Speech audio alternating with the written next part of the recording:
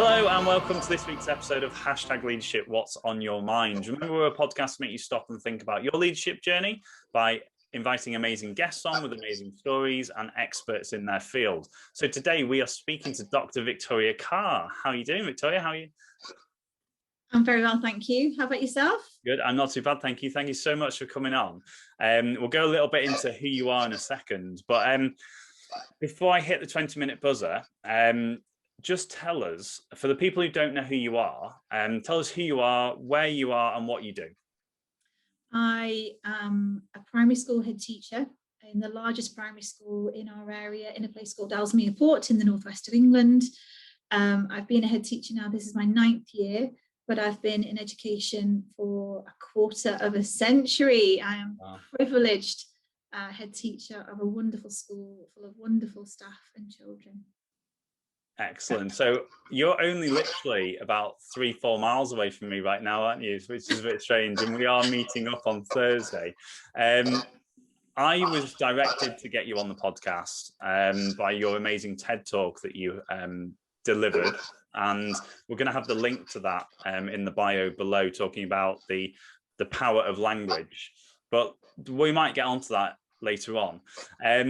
To start off with, #Leadership What's on Your Mind. What comes to your mind when you hear the word leadership?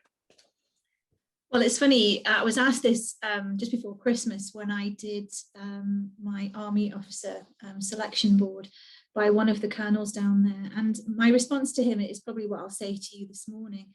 What comes to my mind about leadership is that it's an opportunity to serve others. So I lead literally to serve others in my community, in my school. So it's serving to lead and leading to serve. And of course, luckily for me, that's kind of a motto that works throughout my life. It's like the golden thread, really, through what I'm doing in the Army and also what I'm doing in my school. And I think that's applicable to anybody, whether you're in the military, whether you, work in any kind of school, faith school or, community school, primary, special school. From a leadership perspective, anybody who is involved with leading people is in a privileged position. They need to acknowledge that and work to serve and support others at all times. And in fact, I'm often reminded by things that the Dalai Lama believes are true, which is that the joy in your life comes from being able to have a positive influence on other people. And I think that the joy in my leadership life is actually looking for the way to do that on a daily basis. Yeah, wow, that's amazing. So thanks so much for that. I like that one. I like that. So your personal journey. Okay, we always ask people about where you think your leadership journey started, whether it's on reflection or whether there was a light bulb moment and you were conscious of it at the time. Where do you think your leadership journey started?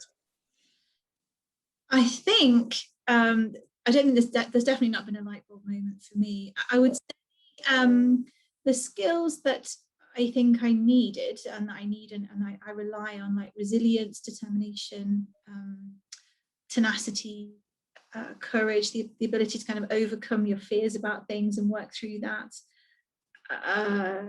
the drive to do well and self-reflection. I think all of those skills that I rely upon as a leader, I began to develop as a child. There's a lot of research around adverse childhood experiences now, and of course that is in the TED Talk, but all of those skills I think began as a child, to escape punishment or criticism, trying to defend my siblings and being tough to all the outside kind of aggressors.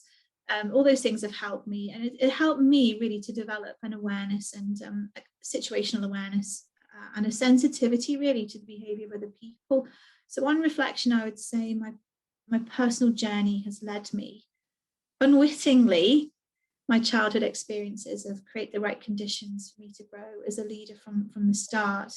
And as a teenager, actually building upon that, I was in the Air Cadets, which I absolutely loved, and I played a lot of sport, and still do a lot of sport now. And again, there's been a lot written about leadership and how the things translate from sport and from organised youth groups into good leadership skills.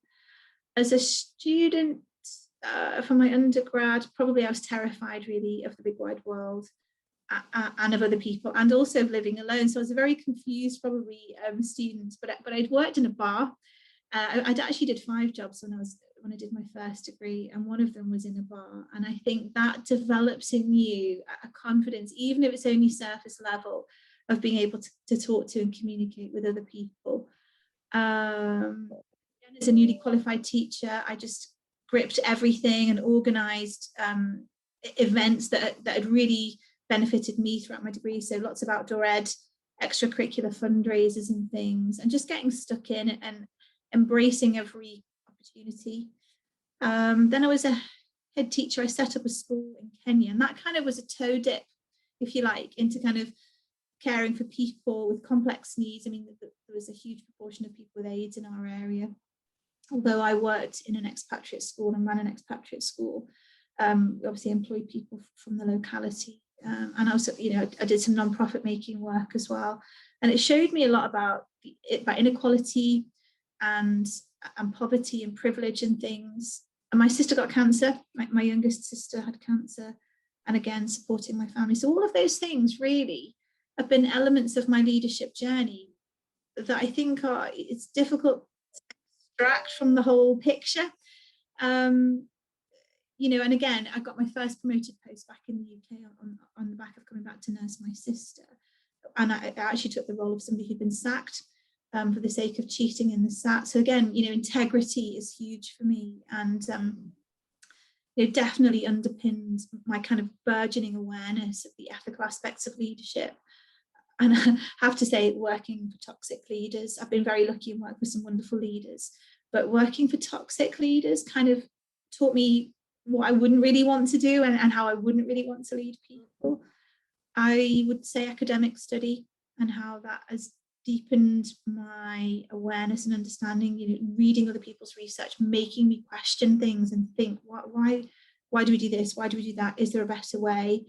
Experimenting and being innovative. And then obviously becoming a head and literally learning on the job that you know a lot less than you think. And that MPQH might just be like passing your driving test, but actually doing the job is like starting to drive on motorways and across continents and stuff like that. Yeah.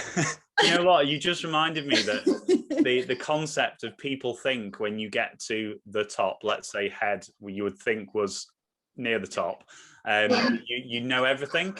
And quite a few people on the podcast have said like that's when they started to learn or realizing they had to keep learning. So absolutely. I think practical experience, actually on the job experience alongside academic study, has really helped to round me as an individual, alongside things like being a parent. I mean, I'm not suggesting that you need to be a parent or to be a good leader, but it teaches you a lot. It teaches you about being selfless, because you have to make other people the center of your world, not yourself. And going through like a divorce and supporting your children through that and being a role model and knowing that your responsibility is to be a role model. And I've got a son and a daughter, both in their kind of mid to late teens now. And that in itself brings its own challenges of kind of managing expectations and making difficult decisions and not being everyone's friend. Actually doing the right thing all the time doesn't involve being friendly or being everyone's friend. It involves being kind, but actually sometimes it takes a little while for those messages to sink in. I think what else, lecturing as well on the MA in leadership programs. I've done it across 2 universities, and the experience has been exactly the same for me as a lecturer, which is supporting the work of my colleagues from lots of different settings and just seeing where their leadership stories are and helping them to progress their careers. And I suppose finally joining the Army and seeing that there are huge amounts of transferable skills, because there's so much about leadership that simply endures. And it's the kind of things, again, that I started off with around those skills that I developed as a child, really, that ability to be resilient and tenacious and be courageous and have determination, alongside really integral things that you don't even realize until your pattern of behavior establishes itself, like working with integrity, no matter how I might feel personally or no matter the kind of day I've had, working with integrity is 100% important for me. And then obviously reflecting on a lot of that through the podcasts I've done, in the last year. I know that lockdown's been challenging for many people, but for me, it hasn't really affected me that much. I'm quite a quiet person anyway. I do a lot of kind of walking, and I quite like to spend time on my own anyway, so it hasn't really affected me that much. I'm not a pub goer or anything like that, so I've diversified my interests really. Again, more study, but definitely doing podcasts and having conversations with people like yourself and reflecting on that kind of leadership journey and what you can do to support others, as well as developing links with a strong body of other leaders on things like Twitter or LinkedIn, and people who challenge me to do better. Yeah, I like to be challenged to do better. I don't think I know everything, definitely not. In fact, I know that I don't know a lot, which is what makes me then committed to becoming to maintaining being a lifelong learner. Yeah, amazing. That you just covered so many things there. The main reason I've got you on, because the transferable skills and conversations you can have around sport, parenting, the military, all those things, you ticked all the boxes. So obviously, first person from the education side come onto the podcast and talking about that transferable skills, and just hearing people from different, not walks of life, but different professions, and going into like the corporate world. What is leadership like in your experience of the education field, coming through the school sort of teacher, deputy head teacher? What's your experience about how you've improved your leadership over that time? Well, I think undoubtedly, as and obviously my response isn't in any way about sexism or kind of entrenched behaviors or anything like that. But I would say, as a woman, as a young woman who was very keen to make an impact on other people, I suppose older people, particularly older women, found me quite threatening. And that was quite a barrier to overcome, something that was quite complex. I couldn't really understand it as a young woman. So I'm very conscious of making sure now, as a leader, that I embrace, as I say, innovation and new ideas from young people. I find it hugely rewarding to work with student teachers, with NQTs, to support them on their journey through school. And I'm often asked to do lots of work, in terms of giving talks or keynotes and stuff for all the universities in our area on that basis. And I absolutely love it, because I'm conscious that I don't want anybody to have any kind of similar negative experiences to the ones I had. And I think my negative experiences on the way through my career have helped shape me just as much as my positive ones. And what I'll say to young teachers when they come in, and they sometimes can be upset, and they say, oh, I don't think this is for me. I say, no, it's absolutely for you. What you're doing now is you're actually building resilience, because resilience does not come neatly packaged, wrapped up with a little ribbon. Resilience tends to come on the back of a painful experience, with a lot of emotion attached to it, really, where you actually think that you can't do it, and then you realize you can, and you find strategies. And I know before that the podcast began, I was talking to you about the last time I felt nervous, and the last time I kind of had feelings of anxiety around sharing personal stories. And I built my strategies around that experience in order to be able to do it better the next time, because overcoming your own kind of anxieties is really important, but then articulating that to younger people and less experienced colleagues, to tell them that you are not the finished product just because you've been at it for 25 years and you look polished and you look like you know what you're talking about. We all have, no matter the point we are in our lives. I've done a doctorate, I'm a head teacher, I've got this diversity in my life, but that doesn't mean that I'm 100% the finished article. Absolutely not. So it's about articulating that, really, and letting other people see that it is possible for them, and that all of us are just kind of normal people trying to live our best lives, really. Yeah, awesome. So I want to really dig into what I mentioned just before, because I'm really wanting people to listen to stories and go out there and speak to people. Can you give us some examples of what you've taken from that diverse range of environments that you have, from sport to teaching to military? to your education journey, going in and out of universities. Can you give any examples of how you personally have transferred leadership learning across different areas of, rather than just being in education? It's a big question. Well, it is a big question. What I would say is, I'll start with the formal level. I'm currently doing another master's degree in military history, but I'm actually working, my supervisor for my dissertation is actually one of the key personnel in something called the Centre for Army Leadership. And when I contacted him to say, I'm interested in military history, but I don't have any formal history qualifications, and I wasn't sure if I'd be allowed to do an MA in military history without, say, a history A-level or a history undergraduate degree. And he said, no, I think you'd be brilliant. You can obviously write it at postgraduate level.